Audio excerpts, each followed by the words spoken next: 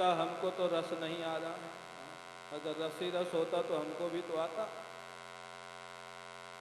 एक वक्ता कथा सुना रहे थे, शायद सुमेरपुर में ही सुना होगा, बाबा के यहाँ जब था।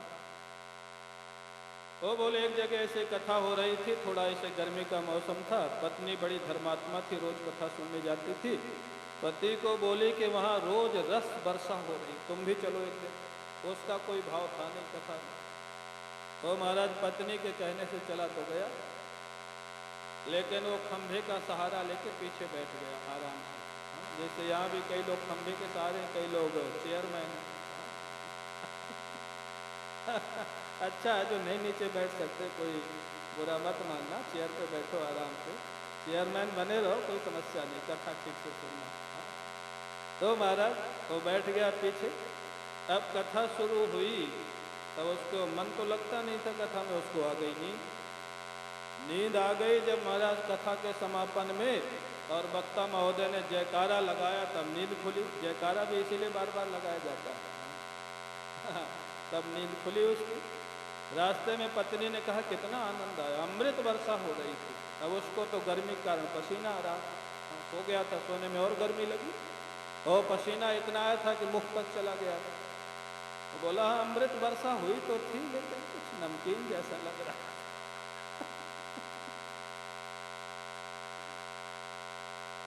और पत्नी को समस्या समझ गई है, पत्नी समझ गई कि अमृत वर्षा जो है ये उल्टी हो गई लगता है। तो पसीना उसके मुख में चला गया। तो सोचा वर्षा तो हुई, लेकिन अमृत तो मीठा होना चाहिए।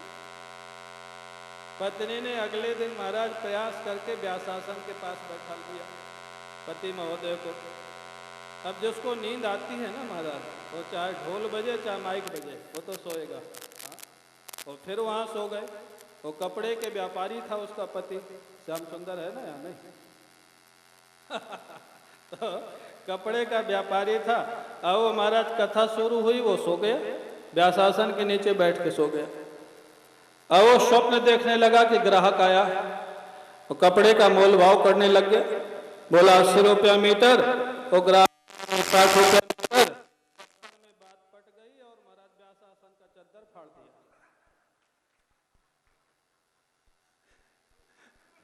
अब जब चद्दर फटा तो फिर सबकी नींद खुली। अब क्या करें? अब बड़ा शर्मिंदा हुआ, व्यास जी से प्रार्थना की महाराज कल मैं 2 चद्दर ले आऊंगा, आप नाराज मत होइए। पत्नी को बहुत डांटा, यही अमृत वर्षा हुई। हाँ, एक के 2 चद्दर और देने पड़े। तो कहने का अर्थ क्या है कि अब अमृत वर्षा तो हो रही, लेकिन आप सुनो तब ना होगी। सो जाओगे तो कहाँ से होगी? शौनकादि ऋषियों ने 6 प्रश्न पूछे सूत जी से। पहला प्रश्न था मनुष्य के कल्याण का स्वरूप क्या है। दूसरा प्रश्न था उसका साधन क्या है। तीसरा प्रश्न था भगवान कृष्ण के अवतार का प्रयोजन क्या है। चौथा प्रश्न था भगवान ने अवतार लेकर के क्या क्या लीलाएं की। पांचवा प्रश्न है भगवान के और कौन कौन से अवतार हुए, उसमें क्या किया। और छठवां प्रश्न है श्री कृष्ण के स्वधाम गमन के पश्चात धर्म का स्वरूप क्या रहा, धर्म किसकी शरण में गया। इन्हीं 6 प्रश्नों के उत्तर में संपूर्ण भागवत का प्रवचन है। पहला प्रश्न क्या था? कल्याण का स्वरूप क्या है, पहला प्रश्न था। सूत जी महाराज अपने गुरुदेव सुखदेव जी का स्मरण करते हैं और स्मरण करके महाराज जो कहते हैं कल्याण का जो स्वरूप है, वदन्ति तत्तत्त्वविदस्तत्त्वं यज्ज्ञानमद्वयम् ब्रह्मेति परमात्मेति भगवानिति शब्दते। लोग कहते हैं महाराज हमारा कल्याण हो जाए। हाँ, कल्याण जानते हो कल्याण किसको बोलते हैं? बोले वेदांत की भाषा में जिसको ब्रह्म बोलते हैं, भक्ति की भाषा में जिसको भगवान बोलते हैं, योग की भाषा में जिसको परमात्मा बोलते हैं, उसी को हमारी भाषा में कल्याण बोलते हैं। भगवान की प्राप्ति का नाम ही कल्याण होना है। भगवान मिल जाएंगे तो कल्याण हो जाएगा, भगवान की प्राप्ति। बोले उसका साधन, जिनको भगवान मिले हैं उनके प्रति शरणागत हो जाना, उन संतों का साथ करना, सेवा करना। तद्विद्धि प्रणिपातेन परिप्रश्नेन सेवया उपदेक्षन्ति ते ज्ञानम ज्ञानिनस्तत्व दर्शिनः। उनकी सेवा करो, जिज्ञासा करो। और महाराज साष्टांग प्रणाम का अर्थ है विनम्रता, दैन्यता, अभिमान का त्याग। ये तीन चीज जब हो जाएंगी सदगुरु के प्रति, जिज्ञासा उचित होवे, समर्पण होवे और सेवा होवे, तब वो सदगुरु तुमको ज्ञान का उपदेश देगा और तुम्हारी अविद्या की निवृत्ति, अज्ञान की निवृत्ति हो जाएगी। सदगुरु की शरण। भगवान के और 24 अवतार हुए हैं। उन 24 अवतारों की कथा जिस पुराण में वर्णन है उसी पुराण का नाम है श्रीमद् भागवत पुराण। भगवान कृष्ण संबंधी जो प्रश्न है तीसरा और चौथा, वो महाराज आपको दशम एकादश में सुनाया जाएगा। धर्म किसकी शरण में गया, ये अंतिम प्रश्न था।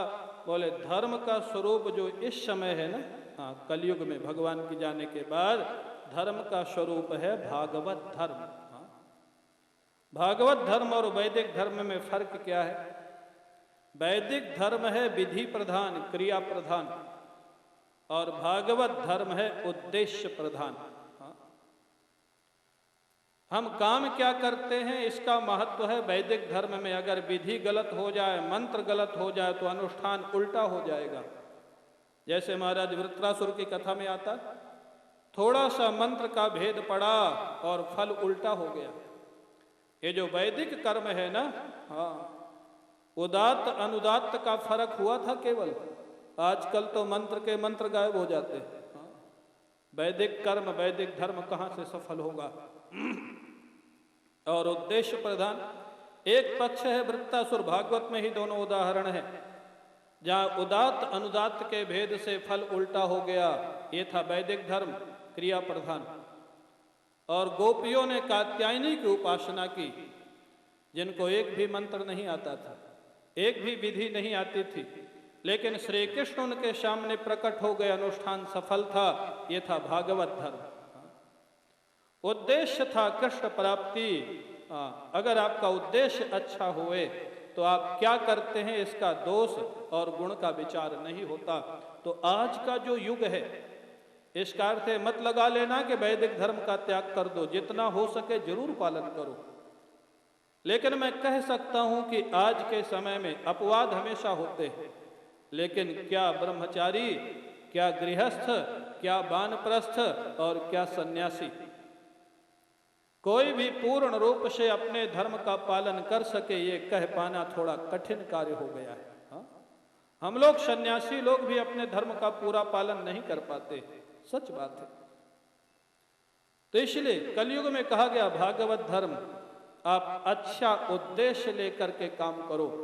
किसी को नीचा दिखाने का प्रयास मत करो, किसी का हक मत छीनो, किसी को दुखी करने की योजना मत बनाओ।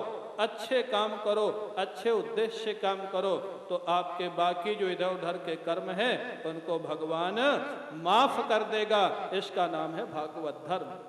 कलयुग में भागवत धर्म प्रधान, जो उद्देश्य प्रधान होता है।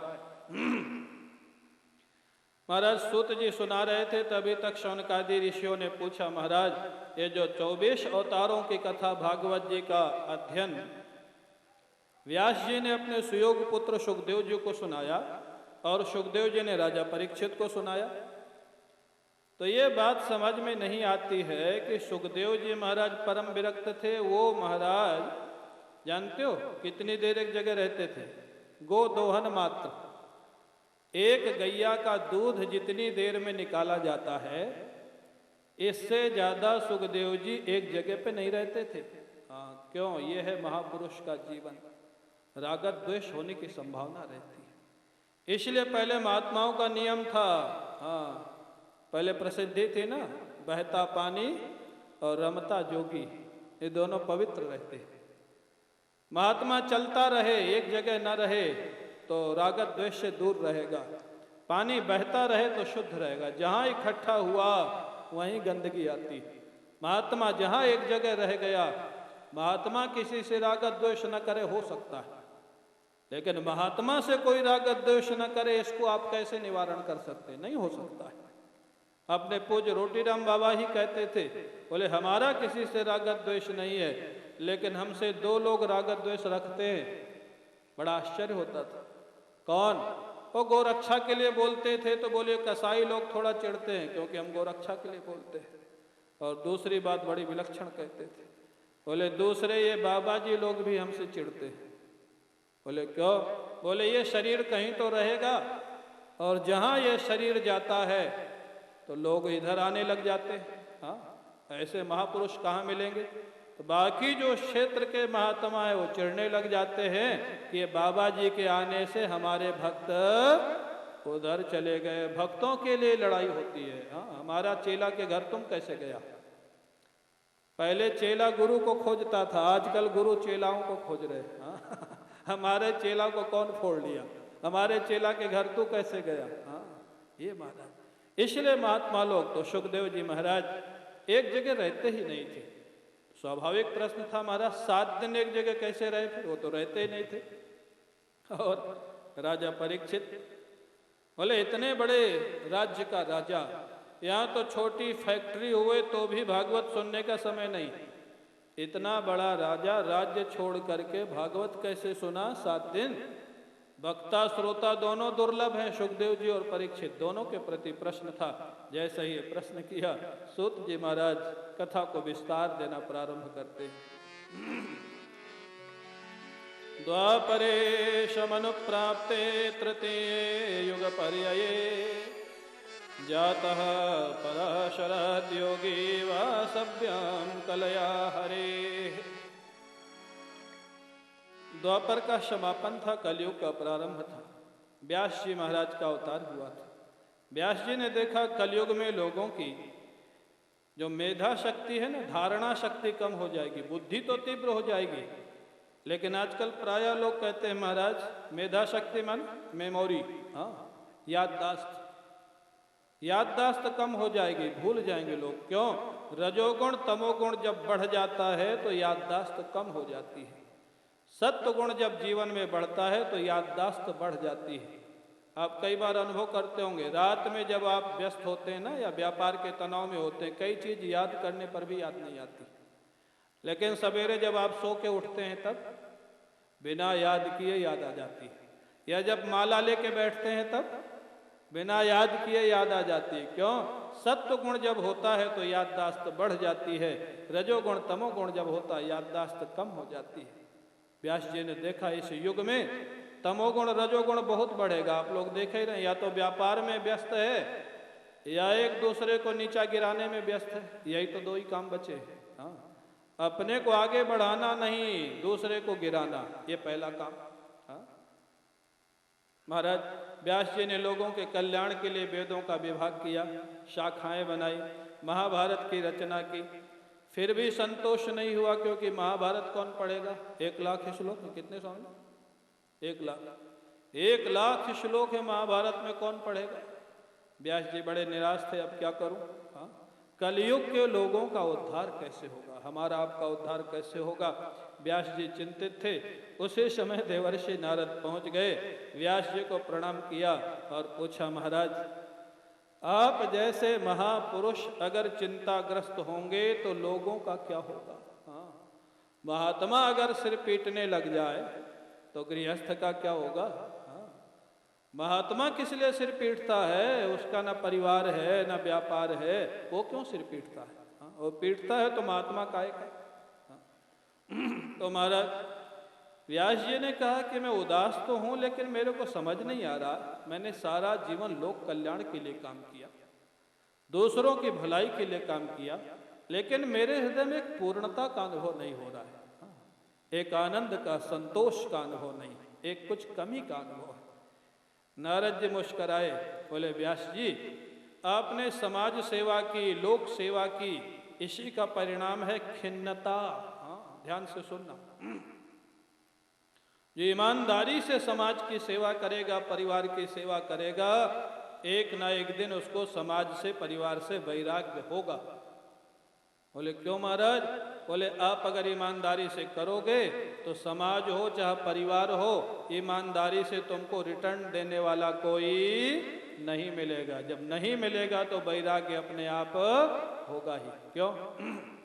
आप जितने यहाँ बैठे हो प्राय 50 की एज के आसपास हैं, आपने जिन जिन लोगों के लिए काम किया, क्या वो आपको रिटर्न दे रहे हैं? और क्या सब खुश हैं आपसे? क्यों भाई? हाँ ना तो बोलते जाओ। खुश हैं कि नहीं खुश हैं? हाँ, नहीं खुश है। हाँ, रिटर्न नहीं मिलेगा। जब नहीं मिलेगा तो वैराग्य होगा, और वैराग्य होगा, बोले यही समाज सेवा और परिवार सेवा का फल है। निराश मत होना। दुनिया से बिना साधना के वैराग्य हो जाए, इससे बड़ी भगवान की कृपा क्या होगी? हाँ, समाज से और परिवार से, ये भी तो कृपा है। बोले फिर, बोले इसकी अगली सीढ़ी है भगवान का भजन। हाँ, अगली सीढ़ी है भगवान की आराधना। देवर्षि नारद ने महर्षि व्यास से कहा, आपने वेदांत ग्रंथ लिखे, लेकिन जिनके जीवन में भक्ति नहीं है, वेदांत उनको नास्तिक बना देता है। आपने धर्म ग्रंथ लिखे, जिनके जीवन में भक्ति नहीं है, धर्म उनको पथभ्रष्ट कर देता है, गलत धारणा पैदा कर देता है। इसलिए अब आप भगवान का गुणानुवाद करिए, भगवान का वर्णन करिए। हाँ, जैसे गोस्वामी तुलसीदास जी ने कहा ना, स्वांतः सुखाय तुलसी रघुनाथ गाथा। अपनी खुशी के लिए आप करिए, आप अपने आनंद आप जानते हैं। तुलसीदास जी ने लिखा स्वांतः सुखाय। मैं रामायण की रचना अपनी खुशी के लिए कर रहा हूँ, लेकिन आज रामायण की रचना पूरे विश्व की खुशी के लिए हो गई। जब आप स्वयं खुश होंगे तभी दूसरे को खुश कर सकेंगे। आप स्वयं दुखी हैं तो दूसरे को खुश कहाँ से करेंगे? हाँ, पहले अपने हृदय में आनंद को उत्पन्न करिए, भगवान से जोड़िए, तब आप दूसरे को कुछ कर सकेंगे ना। देवर्षि नारद ने अपनी घटना सुनाई। महाराज महर्षि व्यास, पिछले जन्म में मैं एक दासी का बेटा था। दासी, दासी आप लोग जानते, नौकरानी, सेविका। वहां पर महाराज, वो मेरी जो माँ थी, ब्राह्मणों के यहाँ सेवा का काम करती थी। ब्राह्मणों के यहाँ कुछ महात्मा लोग आए थे चातुर्मास करने के लिए। मेरी माँ उन महात्माओं की सेवा में लगी थी। मैं छोटा सा बालक था, 4-5 वर्ष का। मैं भी महात्माओं की सेवा करता था। कभी उनके कपड़े उठा लाना, कभी उनके कमंडलू में जल ले आना, कभी उनके खाने के बाद जूठे पत्तल उठा के फेंक देना, और कभी पत्तलों में बचा हुआ प्रसाद खा लेना। ये मेरा काम था। शाम को वो महात्मा लोग 1 घंटा रोज भगवान की कथा करते थे। हाँ, महात्मा का काम है रोज सत्संग करना। ये जो भागवत सप्ताह हम लोग इतना करते हैं, ये महात्मा का काम तो नहीं है। हाँ, 1 घंटा 2 घंटा रोज सत्संग करे, वो तो महात्मा का काम है। हाँ, कभी कभी अधिकारी अच्छा देख के कर लिया, वो तो ठीक है। महाराज, अब उसके बाद बोले इतना आनंद आता था कथा में, कभी रोमांच होए, कभी अश्रुपात होए, कभी गला अवरुद्ध होए। महात्मा बड़े प्रसन्न। भगवान की कथा में जिसको आंसू आवे, महात्मा खुश हो जाते हैं। भगवान का भक्त है। हाँ, और वास्तव में महात्मा होगा तो ऐसे भक्त से उसका प्रेम होगा, स्वाभाविक। महात्मा लोग जब जाने लग गए, मेरे को भगवान के ध्यान की एक विशेष विधि बता गए व्यास जी, और उनके जाने के बाद मैंने भगवान का ध्यान किया, और अगले जन्म में दासी पुत्र से नारद हो गया। हाँ, आप कल्पना करिए, जो पिछले जन्म में नौकरानी का बेटा था, वही अगले जन्म में नारद हुआ। हाँ, एक जन्म में इतना फर्क। वैसे 3 जन्म की कथा है नारद जी के यहाँ। दासी पुत्र के पहले ये गंधर्व थे, बड़े सुंदर थे, बड़ा सुंदर गाते थे। एक ऋषि को देख करके हंस दिए, अपने सौंदर्य का अभिमान था, उन्होंने शाप दे दिया था। हाँ, 3 जन्म की कथा है नारद जी की। बोले अगले जन्म में मैं नारद हो गया। व्यास जी चौंके, ऐसी कौन सी साधना है? पिछले जन्म में नौकरानी का बेटा, अगले जन्म में देवर्षि नारद, जो भगवान के 24 अवतारों में जिनकी गणना। क्या किया आपने बीच में? और नारद जी कहते हैं, महाराज, महात्माओं के जाने के बाद एक दिन की बात है, मेरी माँ गैया का दूध निकालने गई थी। माँ के पैर के नीचे काला सर्प आ गया, उसने माँ को डस लिया, और माँ का राम नाम सत्य हो गया। मेरे को कुछ बालकों ने आकर के बताया, देखो नारद जी आज बता रहे हैं, अनुभव किया हुआ मेरे को। हाँ, तदा तदहमीश भक्तानां समभीप्सितः अनुग्रहं मन्यमानः प्रातिष्ठं समुत्तराम्। नारद जी कहते हैं जब मेरी माँ को सर्प ने डस लिया तो मैंने उसको भगवान की कृपा माना। अरे क्या माँ से कोई समस्या थी? बोले समस्या तो नहीं थी। फिर माँ की मौत को कृपा क्यों माना? बोले माँ का मैं अकेला पुत्र था। महात्माओं के जाने के बाद मैं माँ से कहता था माँ मैं जंगल में जाके भगवान का भजन करना चाहता हूँ। माँ जाने की अनुमति नहीं देती थी। माँ की ममता थी, एक ही बेटा था। कौन माँ अपने बेटे को बाबा बनाना चाहेगी बताओ? माँ के हृदय में बड़ी ममता होती है। हाँ, हम बाबा बन गए, आप लोग बड़े खुश हैं। हाँ, और कई लोग कहते भी होंगे हमारे यहाँ के हैं, हाँ बड़े खुश होते। लेकिन इनसे कहा जाए कि अपने घर का एक बेटा बाबा बना दो तो हाँ, फिर अगले दिन से कथा में नहीं आएगा। हाँ। माँ का हृदय ऐसा होता है। माँ तो बोले वो माँ जाने नहीं देते थे, वो माँ की अनुमति के बिना मैं जा नहीं सकता था। मैंने भगवान से प्रार्थना की प्रभु आपका भजन आप कृपा करेंगे तभी होगा। भगवान ने कृपा की और माँ को अपने पास बुला लिया। यही भगवान की कृपा थी। हाँ, यह भक्त का थोड़ा देखने का तरीका अलग होता है। माँ से द्वेष नहीं था लेकिन भजन में बाधा थी, इसलिए कृपा का अनुभव किया। उत्तर दिशा में चले गए। भयंकर जंगल में एक पीपल का वृक्ष था, सरोवर था। स्नान किया, स्नान करके पीपल के वृक्ष के नीचे बैठ गए। महात्माओं ने जो ध्यान बताया था ध्यान करने लग गए पूरे तन्मयता के साथ।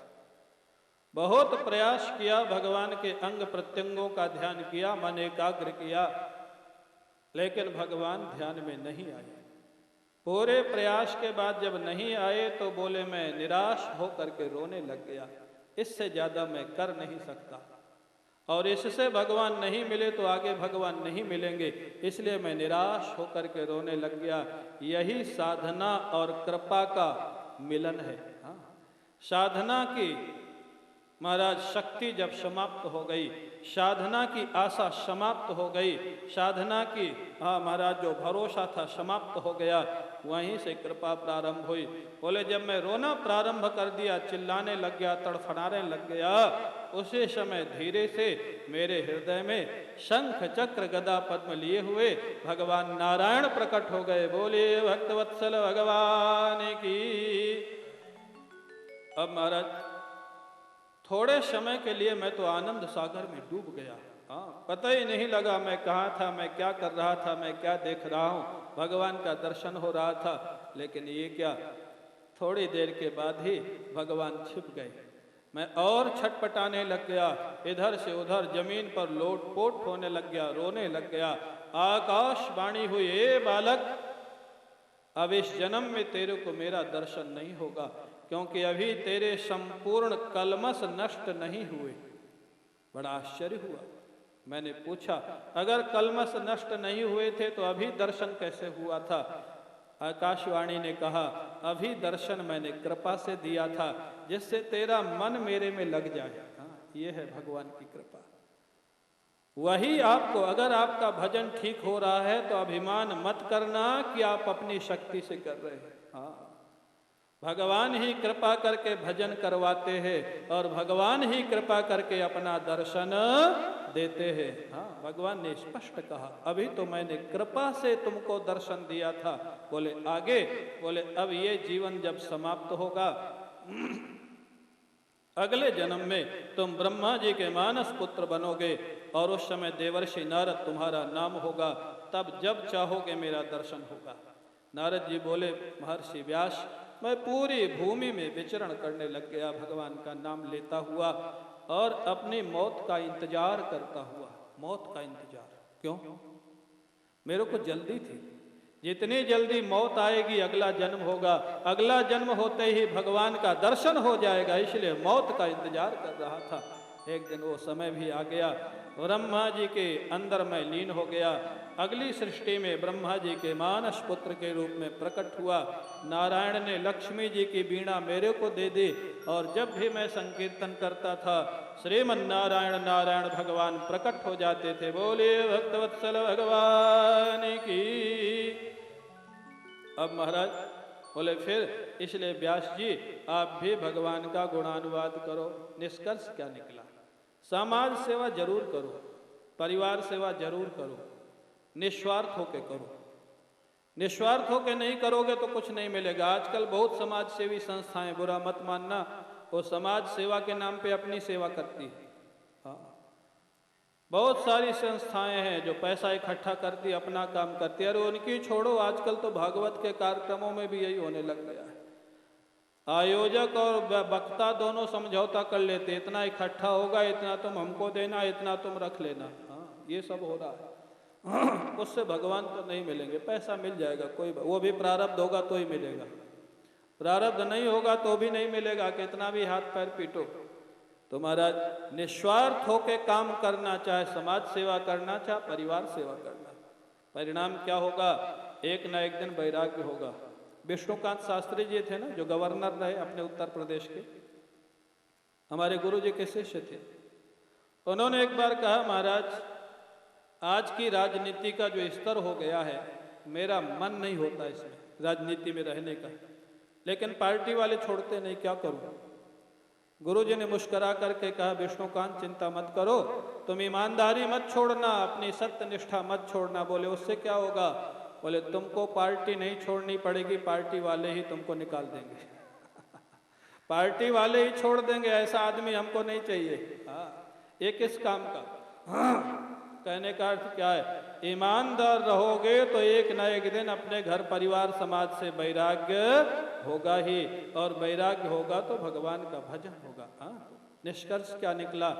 वास्तविक में जो शांति मिलेगी वो भजन से मिलेगी। भजन उसकी अगली सीढ़ी।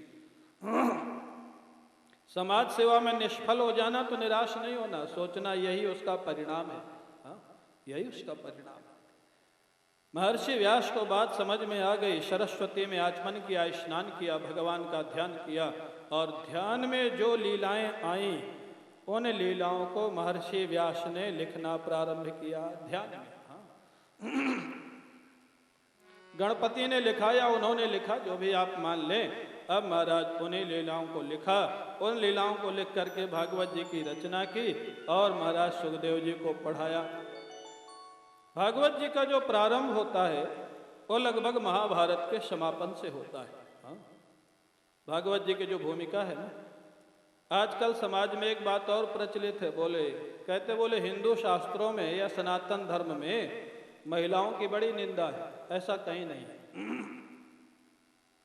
भागवत की भूमिका में 3 महिलाएं हैं। जो भागवत की कथा प्रारंभ होती है, द्रौपदी, कुंती और उत्तरा, इन्हीं तीनों महिलाओं की भूमिका से भागवत का प्रारंभ होता है। हाँ? कौन कहता है सनातन धर्म में महिलाओं की निंदा है? अरे शबरी के जूठे बेर मर्यादा पुरुषोत्तम राम ने खाए, कौन कहता है निंदा है? मेघनाद की पत्नी का नाम जानते हो क्या था? सुलोचना। वो सती थी, भले वो मेघनाद राक्षस की पत्नी थी, लेकिन आज समाज उसका आदर करता है और अपनी कन्याओं का नाम सुलोचना रखता है। हाँ? कैकेयी महाराज दशरथ की पत्नी थी, लेकिन उनके कारण भगवान का वनगमन हुआ, इसलिए आज किसी कन्या का नाम कैकेयी आपको नहीं मिलेगा। ये हमारी संस्कृति, ये सनातन धर्म है। अच्छाई का आदर है और बुराई का निरादर है। यहाँ ना हिंद पुरुष स्त्री का कोई विभाग नहीं, किसी जाति का कोई विभाग नहीं। अरे सनातन धर्म ही एक धर्म है जो कहता है सर्वे भवन्तु सुखिनः सर्वे सन्तु निरामया। कौन धर्म कहता है?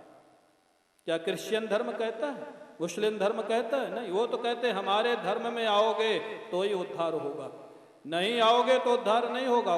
लेकिन हमारा धर्म कहता है सबका उद्धार होगा। हाँ, सभी सुखी हों, सभी निरोग हों। तो महाराज भागवत जी का प्रारंभ होता है, दुर्योधन जीवन की अंतिम श्वासें ले रहा है, मरणासन। भीम ने गदा का प्रहार किया है, जंघा में मरने वाला था, उसको वही शाप था।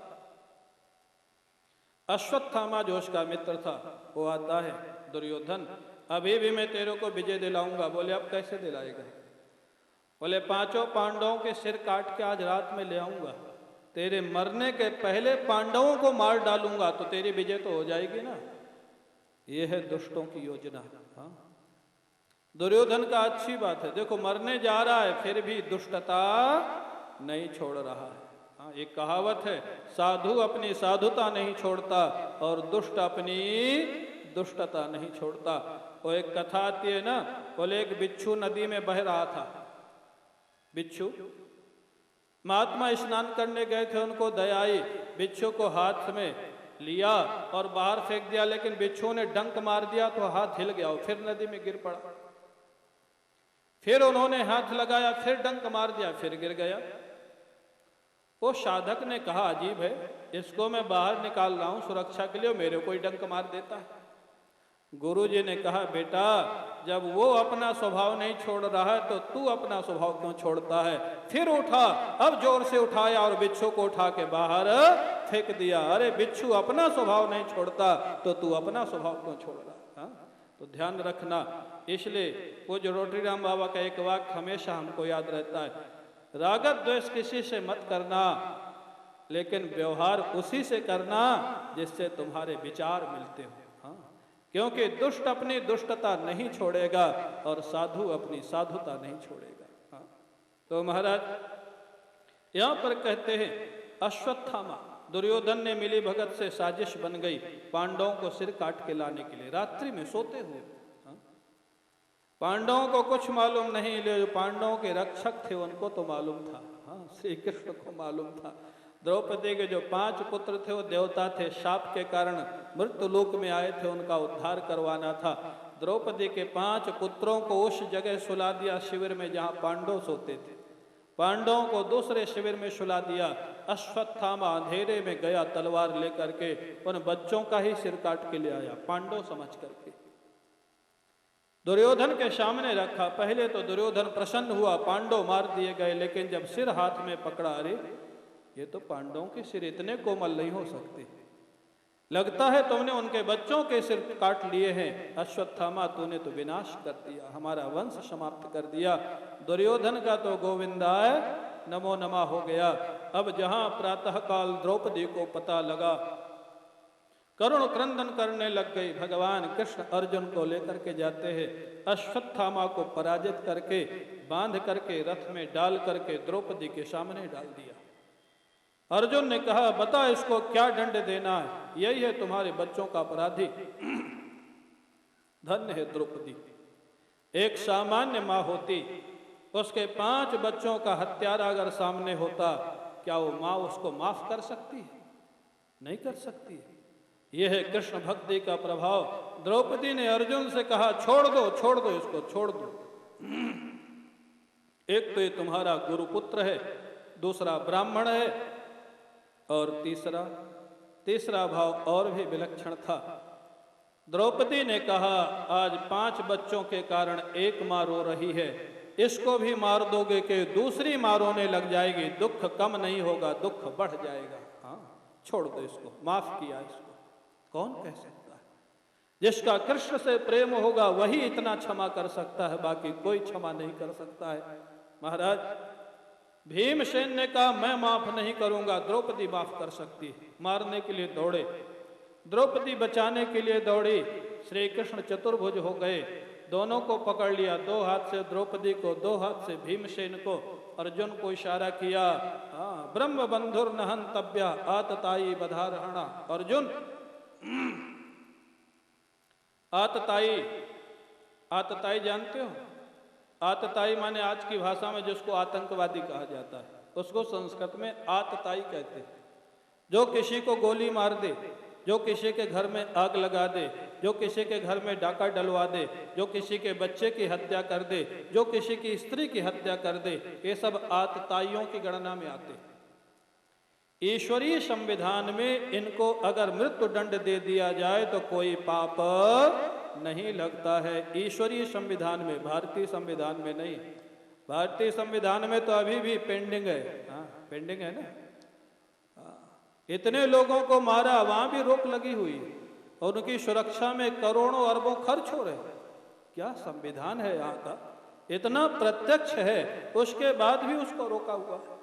ये है, क्या होगा इस देश का, भगवान ही मालिक है। एक विदेशी आया था भारतवर्ष, वो कहता था भारत में आने के बाद ईश्वर की अनुभूति बिल्कुल हो जाती है बिना साधना के। बोले कैसे? बोले मैं दिल्ली से वृंदावन गाड़ी चला के आया, कभी बीच से गाय निकल आई, कभी भैंस निकल आई, कभी गर्दभ भगवान निकल आए, कभी कुत्ता निकल आया। बोले भगवान नहीं बचाता तो मैं सुरक्षित वृंदावन नहीं पहुंच सकता था। मेरे को अनुभव हो गया कि भारतवर्ष में भगवान रहता है, वही चला रहा है इस देश को। भगवान नहीं होता तो इस देश को कोई नहीं चला सकता था।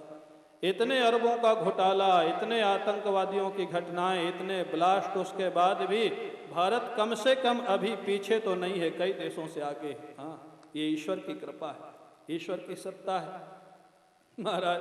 तो उसके बाद अब महाराज भगवान कृष्ण ने कहा ये मरने वध का पात्र है, अश्वत्थामा, इसने बच्चों की हत्या की, मार डालो इसको। लेकिन ब्राह्मण जाति का इसलिए मृत्युदंड नहीं देना चाहिए, बीच का रास्ता निकालो। इसमें शंका होती है क्या ब्राह्मण का पक्षपात किया गया? बोले नहीं, ब्राह्मण का पक्षपात नहीं। दूसरी जाति का होता तो मृत्युदंड देने लायक था। ब्राह्मण है इसलिए मृत्युदंड मत दो। को बोले क्या दो? बोले इसकी संपत्ति छीन लो, इसके बाल काट दो, इसका मुंह काला कर दो, इसको गांव से धक्का मार के निकाल दो। ये समाज में ऐसे अपमानित होकर के घूमेगा जिससे लोगों को पता लगेगा ब्राह्मण होकर के अगर कोई अपराध करे तो इतना कठोर दंड दिया जाता है। हाँ, ये कोई हमारे शास्त्रों में पक्षपात नहीं। मर जाएगा, अगला जन्म हो जाएगा, समाज कैसे देखेगा क्या दंड दिया गया? हाँ? तो महाराज अश्वत्थामा का वही अपमान किया गया, अश्वत्थामा को अपमानित करके भगा दिया गया। लेकिन फिर वही बात, दुष्ट अपनी दुष्टता नहीं छोड़ता। अश्वत्थामा ने देखा सबको तो मार दिया, पांडव वंश को चलाने वाला एक ही बचा है, उत्तरा के गर्भ का बालक। इसको मार डालूं तो पांडवों का विनाश हो जाएगा। ब्रह्मास्त्र का प्रयोग कर दिया उत्तरा के गर्भ के अंदर। जहां उत्तरा के गर्भ में जलन प्रारंभ हुई, धन्य है उत्तरा। उत्तरा ने अर्जुन को नहीं पुकारा, उत्तरा ने भीम को नहीं पुकारा, युधिष्ठिर को नहीं पुकारा, उत्तरा ने केवल श्री कृष्ण को पुकारा। पाहि पाहि महायोगिन देव देव जगतपते, हे गोविंद, हे श्याम सुंदर, मेरी रक्षा करो, रक्षा करो। ये है, ये भी गृहस्थ थे। हाँ, गृहस्थ में रहते हुए भी सब सीधे श्री कृष्ण से जुड़े हुए थे, केवल कृष्ण को पुकारा। और जानते हो जब पुकारा तो क्या हुआ? श्री कृष्ण छोटा सा रूप धारण करके हाथ में गदा ले करके उत्तरा के गर्भ में प्रवेश कर गए और गर्भ के बालक की रक्षा की महाराज। हाँ, सारा काम हो गया। जब सारा काम हो गया महाराज, युधिष्ठिर का भी राज्य मिल गया, दुर्योधन की मौत हो गई, उत्तरा के गर्भ की रक्षा हो गई। तो श्री कृष्ण वहां से वापस द्वारिका जाने के लिए तैयार हो गए। तो कुंती बुआ सामने आ गई महाराज, प्रार्थना करने लग गई। कुंती बुआ की बड़ी सुंदर प्रार्थना है। नमस्ते पुरुषं त्वाद्यम् ईश्वरं प्रकृतेः परम् अलक्ष्यं सर्वभूतानां अंतर्बहिरवस्थितं। हे केशव, हे श्याम सुंदर, तुम सभी के अंदर बाहर विद्यमान हो। तुम केवल मेरे भतीजे नहीं हो, तुम साक्षात परमात्मा हो, ब्रह्म हो। मैं आपके चरणों में प्रणाम करती हूँ। कुंती जी कहती हैं, बड़ी सुंदर, आप देखें, प्रेम भी है और ज्ञान भी है, इसी में आनंद है। केवल भक्ति हुए तो कभी कभी बेवकूफ़ी हो जाती है, और केवल ज्ञान हुए तो कभी कभी रूखापन आ जाता है। हाँ, इसलिए भक्ति और ज्ञान दोनों रहने चाहिए। कुंती कहती है, प्रभु, पहले तो प्रणाम किया सर्वात्मा मान करके। फिर उन्होंने कहा, श्री कृष्ण, मैंने अपने जीवन में एक बात का अनुभव किया। जब जब हमारे जीवन में आपत्ति आई तब तब तुम वहां प्रकट हो जाते थे। चाहे भीमसेन को विष दिया गया हो, चाहे लाक्षागृह में जलाने का प्रयास किया गया हो, चाहे द्रौपदी का चीरहरण किया गया हो, चाहे महाराज दुर्वासा जी की समस्या भोजन की आई हो, जहाँ जहाँ समस्या आई आप आकर के प्रकट हो जाते थे, हमारी रक्षा करते थे। जब जब दुख आता था तब तब श्री कृष्ण तुम आ जाते थे, और जब दुख समाप्त हो जाता था, सुख का समय आता था, श्री कृष्ण आप हमको छोड़ के चले जाते थे। आज भी वही हो रहा है। आज दुर्योधन इत्यादि का विनाश हो चुका है, हमको हस्तिनापुर का राज्य मिल चुका है, भौतिक दृष्टि से हम सुखी हैं, और आज तुम जाने के लिए कह रहे हो श्याम सुंदर, ठीक है, मैं आपको मना तो नहीं कर सकती, आप मेरे आराध्य हैं, भगवान हैं, लेकिन क्या भाव था कुंती का। कुंती ने कहा, जा तो रहे हो, लेकिन जाते जाते एक वरदान देते जाओ।